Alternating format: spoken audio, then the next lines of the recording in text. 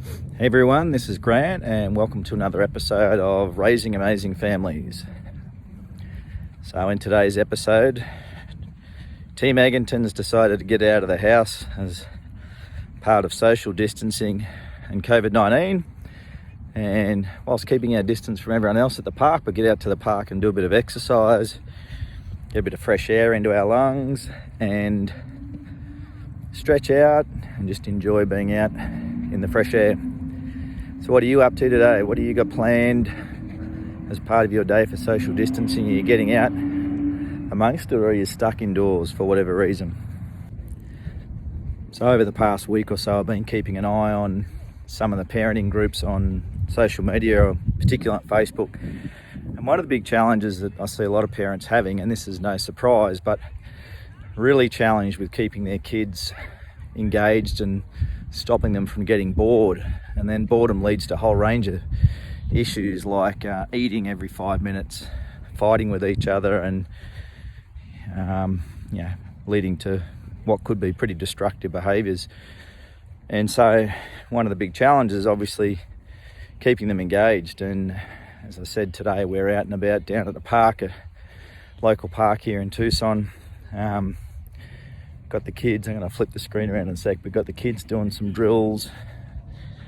Let me just see if I can flip the screen.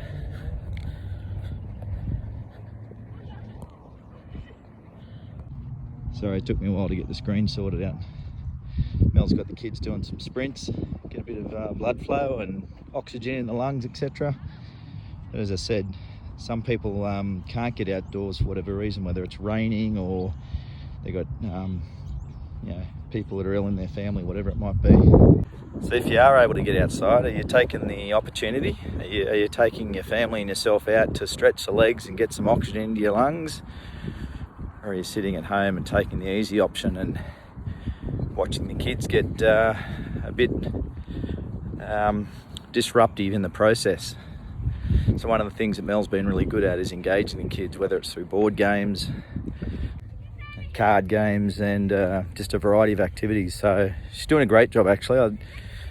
It's one of those things that I think she's really conscious of, minute by minute, hour by hour. What are the kids up to, and how are they tracking? And as everyone knows, there's a strong link with physical and mental activity and overall mental health.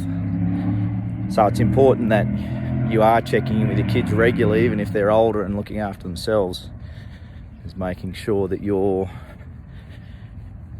well connected to them and understanding where they're at with everything that's going on at the moment with COVID-19 and the social distancing requirements. Kids are doing some exercise, putting in the big ones. Here comes Jack down the stretch. Eden looks like he might be cheating, unusual for Eden. And Allie's, she's the tortoise, bringing up the rear and keeping it steady, not overdoing it. So if you are stuck indoors with your family, what are you doing to manage physical activity and engagement with your kids?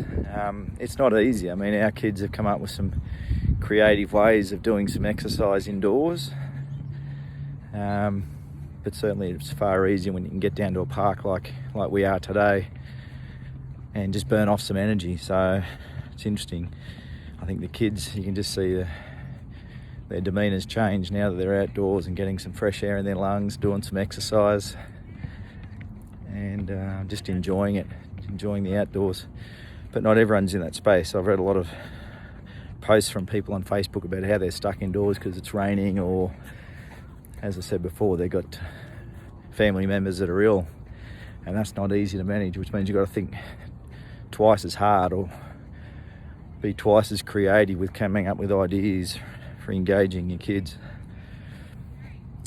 So that's probably one of the key topics I wanted to cover off for COVID-19, is just how do you ensure the well-being and the mental health of your family. And I think being creative is certainly part of it. Having a positive mindset and not getting too caught up in all the negative press that's out there about the rising cases and the rate of infection that's going on.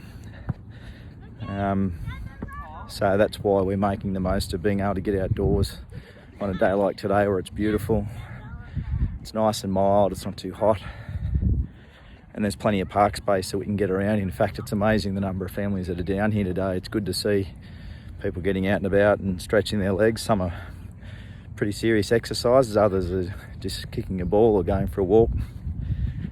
It can make all the difference in how we get through this. And I think the other thing we've got to remember with this is that it's more than likely a long race as opposed to a short sprint that we've got to endure, which means we've got to mentally be tough enough to withstand weeks and months and not days and weeks.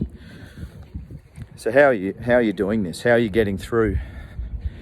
Is there some ideas that you've come up with or that you've found that you can share with the Raising Amazing Families group that we can all learn from? Last but not least, I just hope you're all well. Hope you're all healthy and not suffering any sort of illness at the moment. And I guess just to finish off, if you're struggling mentally to deal with it, whether it's personally or within the family, just make sure you reach out, that you've got a support mechanism of some sort, whether it's the official government agencies that provide mental health support, or whether it's just through your own friends and family. But as long as you've got someone you can talk to. So take care, team, and I'll talk to you next time.